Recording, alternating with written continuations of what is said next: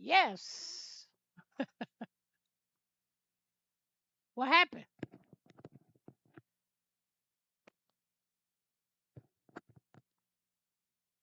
Leader with us. And this week, I'm so excited to be joined by somebody who is really a living legend and an icon. And it's just a pleasure and privilege to be able to spend some time with this individual that has really made an impact around the world, literally all around the world for many decades. And when we talk about leadership, there are those that talk and then there are those that have actually walked. And so, of course, I'm joined here by the late, great Muhammad Ali's wife, Dr. Ali. And Dr. Ali, it's a pleasure and privilege to have you here with us on the Los Angeles Tribune Leadership Series. And, I just want to delve right into it with you, Dr. Ali, because you have done so much work for so many years. Of course, the general public knows you as primarily as the wife of Muhammad Ali, but you're so much more in your own right with your own legacy and the philanthropy and charity and human rights work that you've done. So first off, I want to welcome you to the program and just ask you to start off with a little bit of, beginning at the beginning. Tell us a little bit about your upbringing, how you grew up, and, how did you meet Muhammad Ali, who ended up being your husband?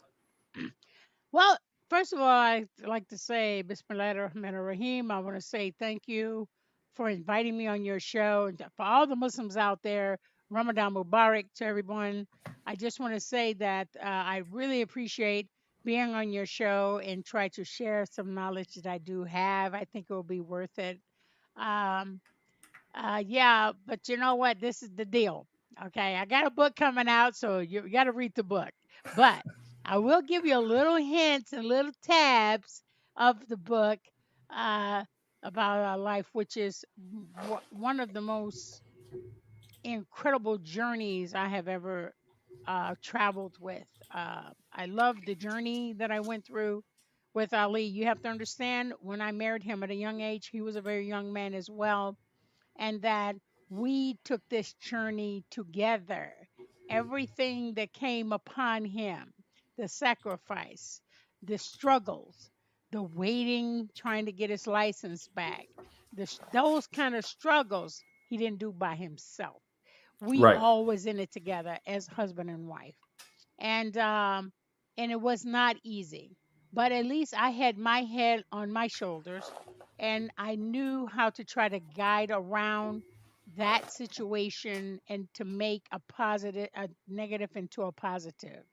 And it was amazing, amazing road trip.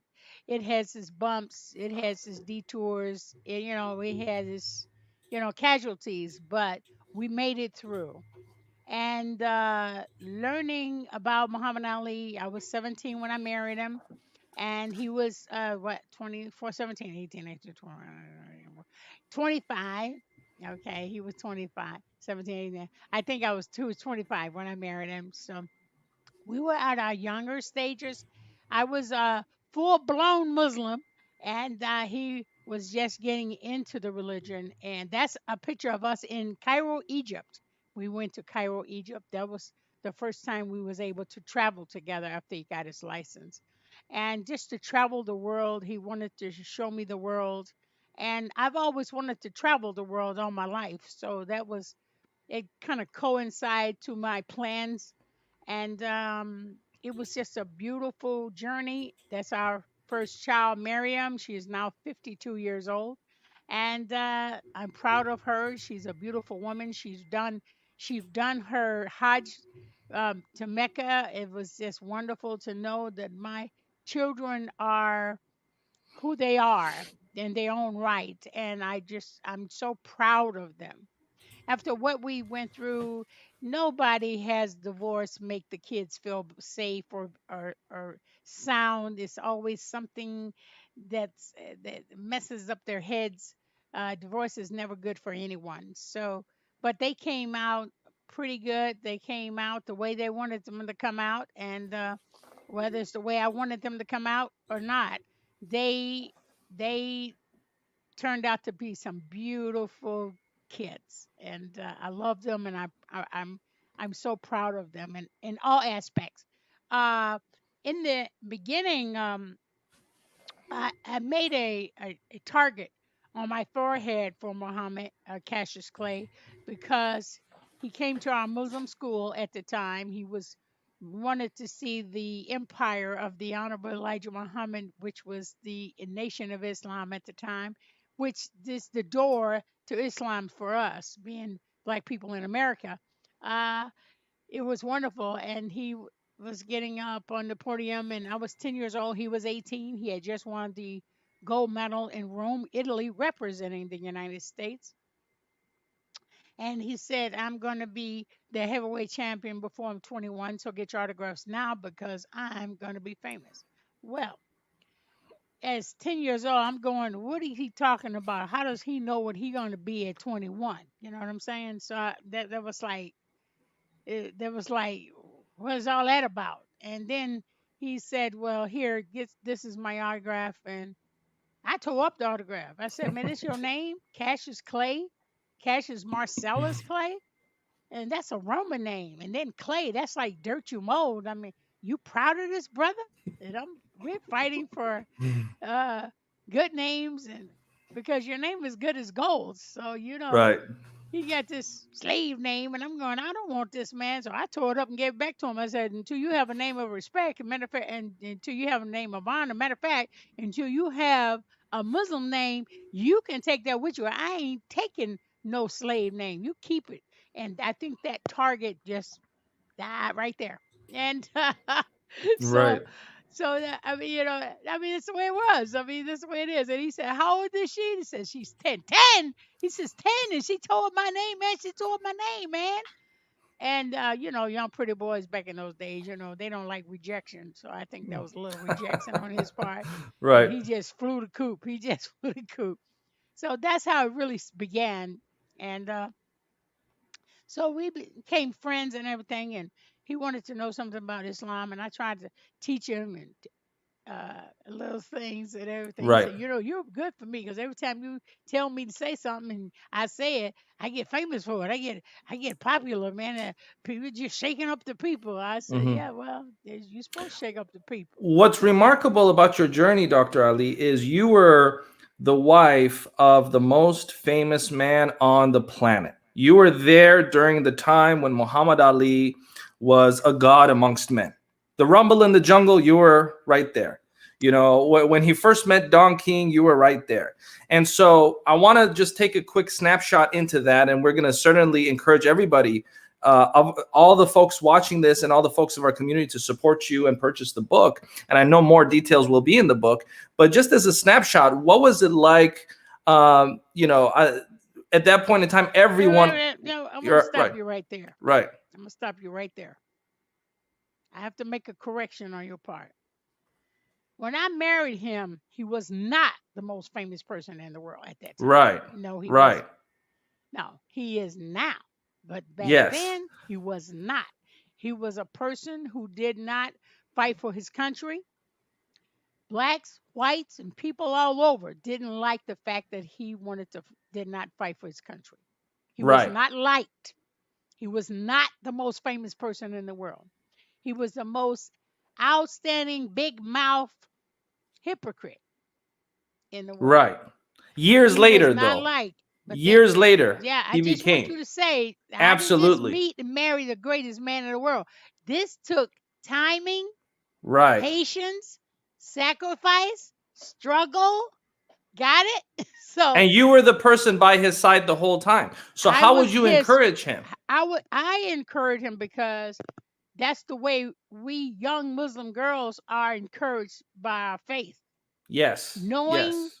what we want, knowing what we will not accept, and fighting for our beliefs. This is what we've been doing all our lives. Absolutely. So when he came on and was interested in Islam because he met Malcolm X and he said, he in the ghetto? He said, that's pretty bold for somebody to be as famous as Malcolm X to be in the ghetto. And he actually he went to Captain Sam, who was a Muslim brother, who was a captain of the Muslim mosque in Florida.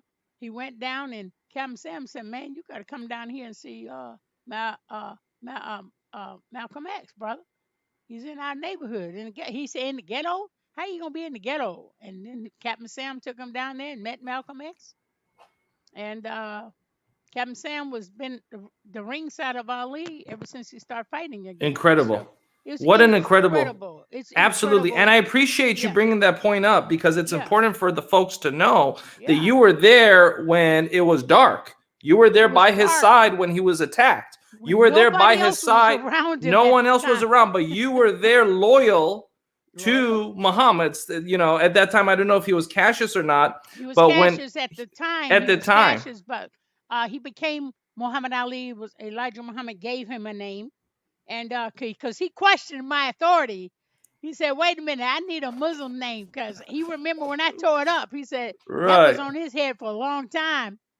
And so right, when the Honorable Elijah Muhammad gave him the name, then it made him a new person. But see, the details of him getting the name is in my book, and I can't tell you that part. But well, I will tell you that he was given a name because he asked for a name. He said Cassius X. He said, "No, I can't take Cassius. Cassius is a Roman name." He remembered what I said. So this got him start. This really made gave him the kickoff, and so when he was proud and thankful that Imam Elijah gave him his name, he began to represent Islam and became Muslim because of that. And I said to him, brother, um we want you not to go to the armed forces because we do not go to the armed forces. We are conscientious objectors, and that we do not sign our name on any paper to join a white man's war because it's a wrongful war. The only time we fight for war, we're defending ourselves, and they're not defending anyone. They're there to rave havoc and kill people, you know. So it's a beautiful story how that came about. And then he said, well, you're kind of smart, so I'm just curious, what would you tell me to do if you was me? right, And I said, you really want to know? He said, yeah. I said, first of all, these Vietnamese people, they're brown skin, right? They brown skin people from Vietnam. Yeah. I said, but these people ever called you a nigger and hung you up on a tree and and lynched you and burned you out of your homes? Did these Vietnamese people do that to you? He said, no. I said, why you want to go over there and kill them? They're your brothers. And he said, but I just want to know, what would you do if you was me?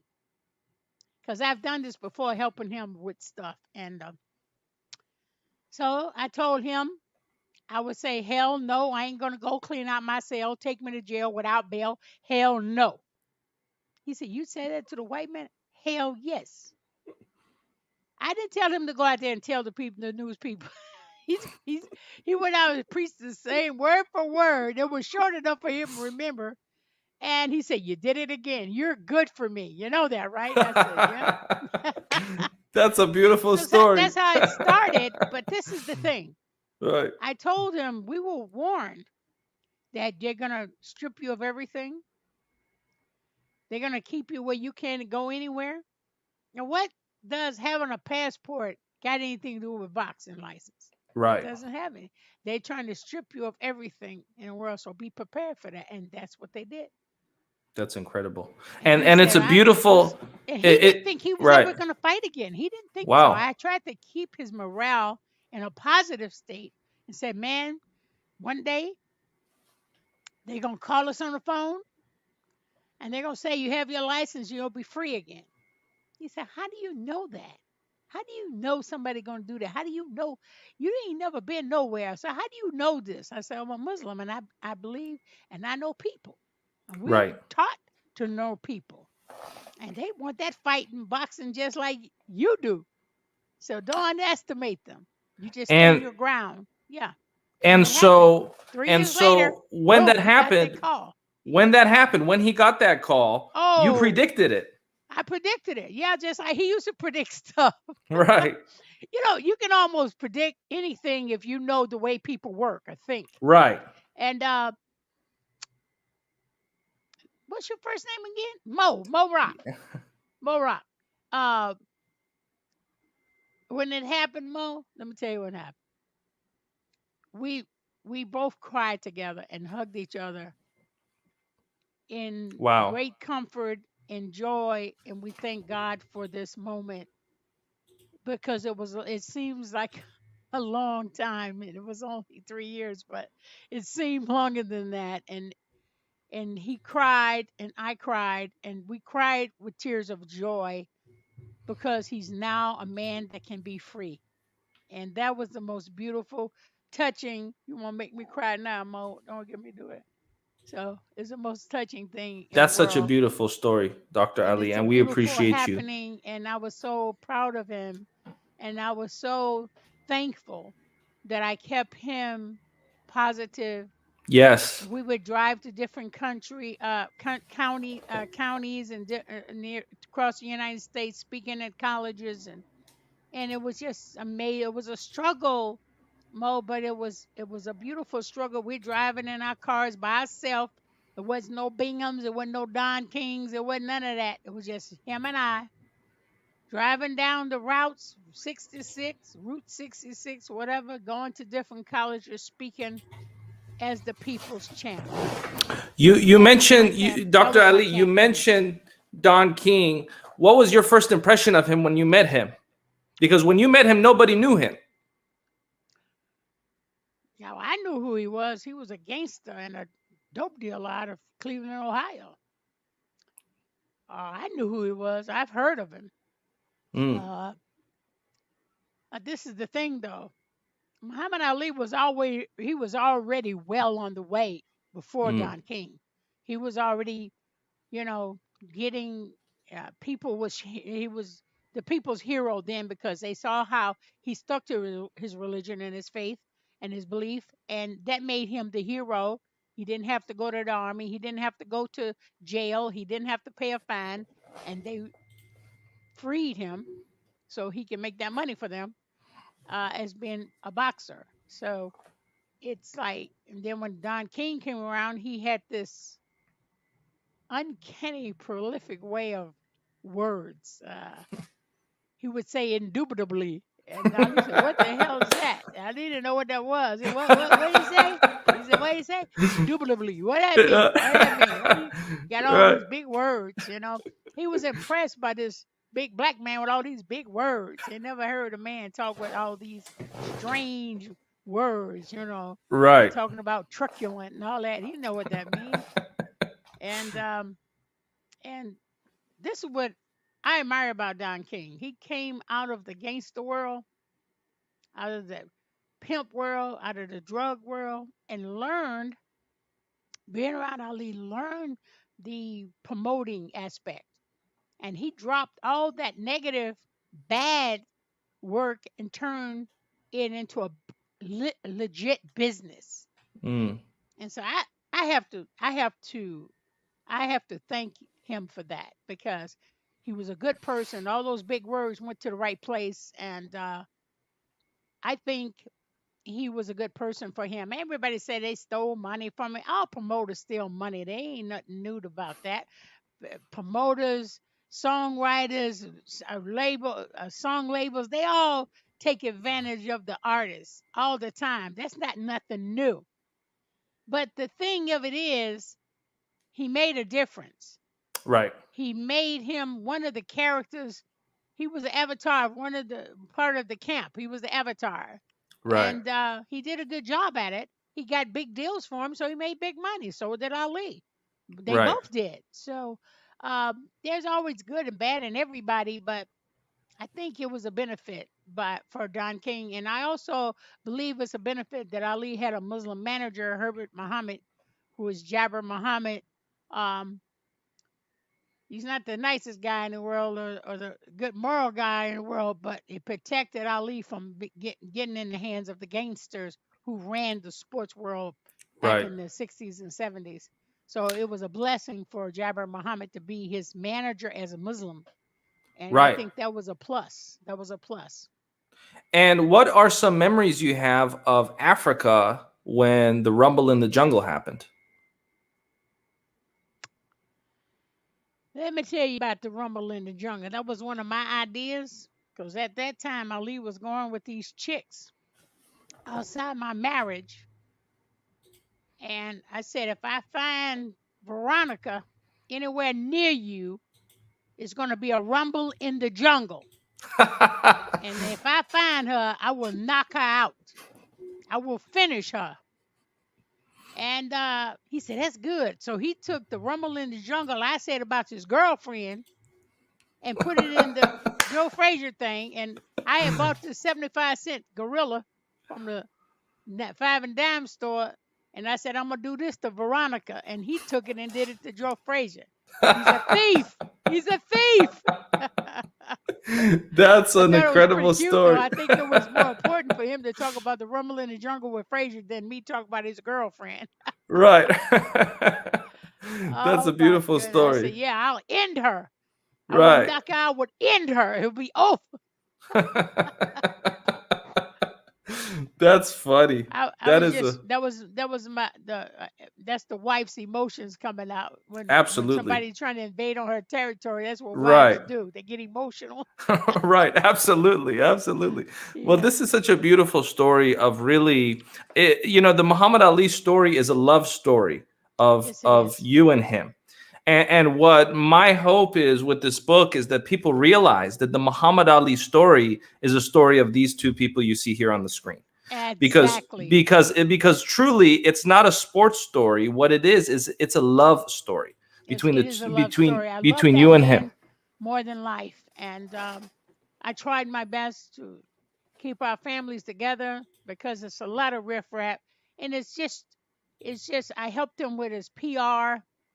I made sure every journalist I had. See, we didn't have social media, so it wasn't like I could just like or click on the phone. I had to take that literally take down what is this in there? I had to literally um, take down phone numbers to some of the greatest journalists, Howard Cosell, Dick Schaap, a lot of great journalists, Geraldo Rivera. I had to literally take down and call them when Ali would come in the country or go out of the country. When we was traveling, was able to travel overseas, and we went to Doha, Qatar, with Libya to meet Gaddafi. We met Mobutu Sese Seko, the president of Zaire. Hmm. Uh, I kept them informed what he was doing over there. I was like a PR agent for him. That's But incredible. but but What was it like this meeting but this is the Gaddafi? thing. Right. This is the thing, Bo. He never paid for a publicist or anything like that until I divorced him. I did it all on my That's funny. own with the Well, help of my that's a friends. beautiful story, and so you had a natural knack for PR even back I then. had, That's a yeah, I had beautiful yeah, story. You had a knack for it, and you protected him and protected his image, and made that's sure that right. people were not taking advantage of him in the media. Exactly. So that's a beautiful part of this love story. You see, That's for right. me, the And this, Muhammad Ali story is a story of you two, yeah, because but you know, without you this is the encouraging thing. him, right? Can you imagine? This is why Muhammad is not really skillful in that arena. All he's skilled is boxing. But this is the thing. When you um, when he don't have those skills, so when all these people came around to make movies, to make books and all of that, I was on my way out. I was on my way out. So when they start writing the books and taking advantage of him that Mm, he had no control of, that's why you only heard his story, not our story. right. See, and I'm not going to have that happen in my book. I have control of my story. And Dr. Ali, what we want to tell you is we at the Los Angeles Tribune are going to preserve that story Yes, because sir. we believe it's very important for the history of boxing, for the history of our country, for the history of our nation to know the true story of Yep. Muhammad Ali, not the stories that are not accurate that are floating around, but we're going to have the true story of Muhammad Ali, of Cassius And I Clay, would like that preserved. because this is a great guy. Uh, we went through a lot together, and he's always been a sweet, loving individual. He was never like in the movie, the Ali movie, they made him look like he was mad at the world. Ali was not even like that. I don't even know why they guided uh Will Smith in that direction, because Ali was not mad all the time and biting all the time, and it just wasn't him, and it didn't really show the kindness and the loving part. If he didn't like something, he'd make a joke out of it or something. He wouldn't be angry or say nothing nasty to nobody. He was always a kind person. He got his little dark moments, but basically he was a kind guy. And who doesn't have a dark moment? I wanted to kill Veronica. I mean, that was a dark moment. Anyway, Yeah. I was That's trying the to that's the protect other my that's the other family. That's what rumble, I was. right? That's another rumble in the jungle we'll talk about next time. Yeah, yeah. You read the book about that one, buddy. Yeah. Absolutely. But I forgive all people who try to do wrong to me. I Mm, forgive them all because God has something in store for them. I'm just like Denzel Washington. See, I'm not like Denzel Washington that did in the Equalizer. He see five men that want to kill him. He'll say, you know what? I want to kill all of you, each and every one of you. I'm gonna kill. But the thing of it is, I can only do it once. right. See, but God can and punish you 10 times more than we could as an individual. So you don't want to do have hard feelings towards someone. You just go ahead and say, what you did was not cool. What you did was wrong. It's not wrong to break up somebody's family. It's not wrong to intervene and try to break up somebody's family because you want to be there. Your woman shouldn't do that. But this is Right. the thing. Everybody gets its up and comings. That's what my grandmama always say. You know what I mean? Everybody gets punished for their up and comings. So I just lay back and just say, you know what? I'm gonna let God handle this because it would be worse for her if God did it than me. Because I'm not going to jail for nobody. I know. So that's the way I look at it. And so, I forgive those people who did bad by me breaking in my family, trying to break us up, which happened to work because Ali's just a weak person. He's strong in the ring, but he's weak outside when it comes to women. That's the way it is. And people just throw themselves at him. There's no excuse for it, but they just throw themselves at him, and that's the way it works. Some men are just stronger than women. And I did hear Ali say to me, he said, you know what? He said, if I was half as strong as you, I'd be a better man. And he's right. And I'm glad he said it and he admitted it. So it's all good. It's all good. We have good history. Maybe Veronica have learned something. Maybe Lonnie has learned something for their discretions. Maybe they have, but maybe they haven't. But it doesn't matter. I got out the way because I can't allow no man embarrass me and my family in public like Ali did. It was just wrong. It's just wrong to do. He just didn't see the big picture. But it's okay. Every man um, goes through something. Nobody's perfect in the world, not even me. So I understand. Well, But that's he very was a big good of you. person, and he'll always be the greatest fighter of all time to me because I love the way he humiliated his opponent. Oh my God. Half the fight was already over before he even got in the ring. And I take that my hat off to that. I mean, you call somebody a bear and you put a bear trap in front of your house, you say, I'm going bear hunting. Come on. The man go, what are you talking about? He told Floyd Patterson that he called him a rabbit for years, and when he got in the ring, he had a bunch of carrots. Who does that? Who Right. does that humiliation? Yeah, half the fight is over. Right. Just psychologically, he won those opponents. I don't care how big they are, how bad they think they are.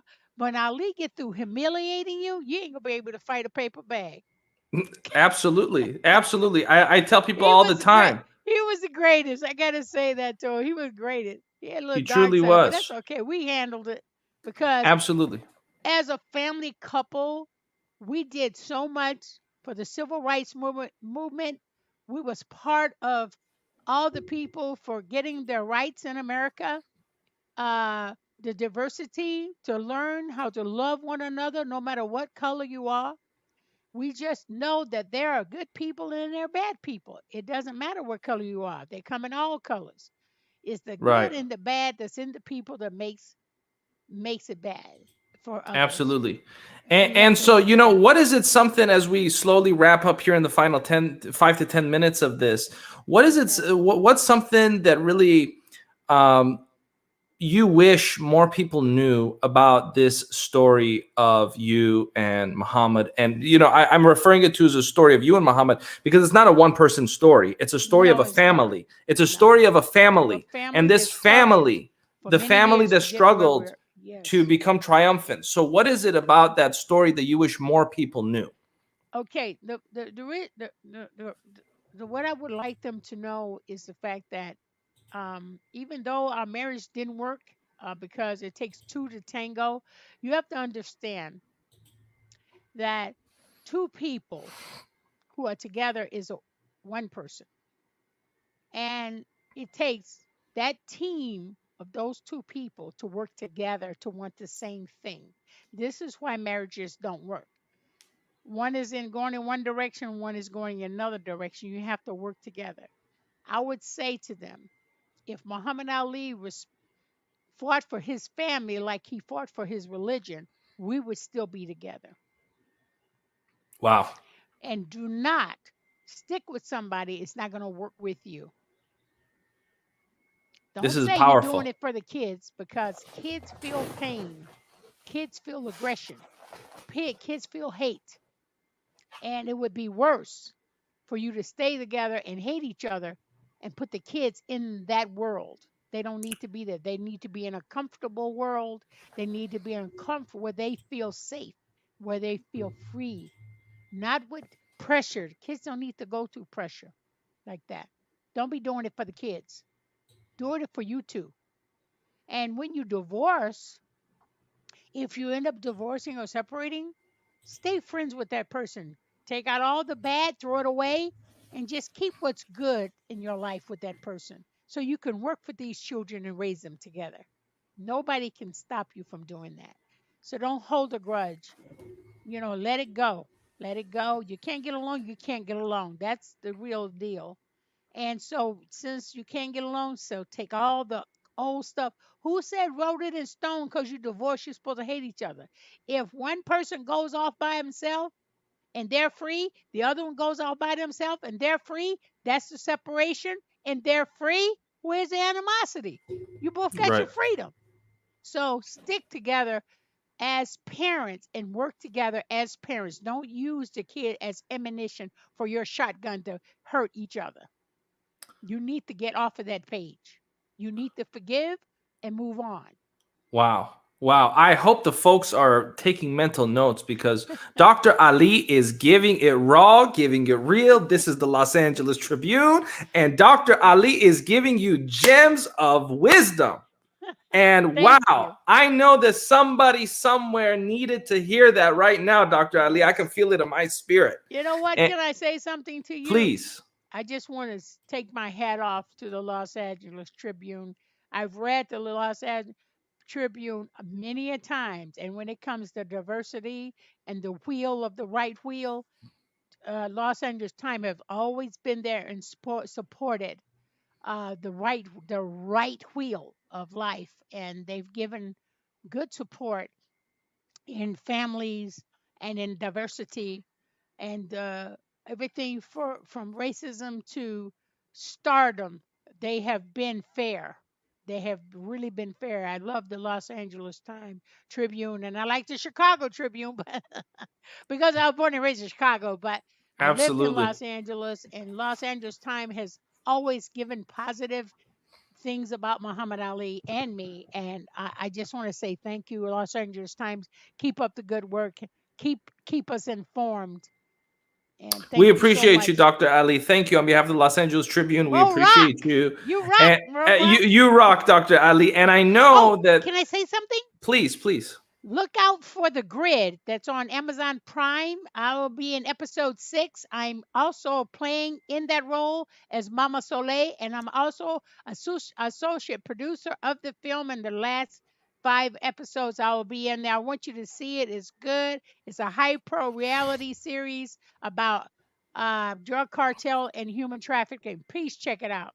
That's a The remarkable, grid. remarkable project that you're involved with. And I know that you do so much for philanthropy, for human rights, for civil Yes. rights. You've been a champion of civil rights since the 1960s. Yeah. So all Ali and I both. Ali and I both. That you was and my Muhammad champion. Ali, the two of you Yes. together are living icons in the civil rights movement. And, Yes. my hope is that the work that we do together with the Los Angeles Tribune and Dr. Ali is we preserve the real Muhammad Ali story that you can't find anywhere else. But That's here right. at the Los Angeles Tribune with the great legendary Dr. Ali, we're going to bring you the real story of what really happened that you're not going to get anywhere else. So I'll be this back. is I'll be back with you when the book comes out. absolutely, we're going to do some exciting things, and we're not going to even tell you what we're up to, but lots of Yes. exciting things. And Dr. Thank you, Ali, I Doc. honor you. I thank you on behalf of the Los Angeles Tribune. You're truly a living legend. You're an Thank icon. you. Salaam alaikum to you. Walaikum assalam, And, brother. peace and God bless blessings. you. And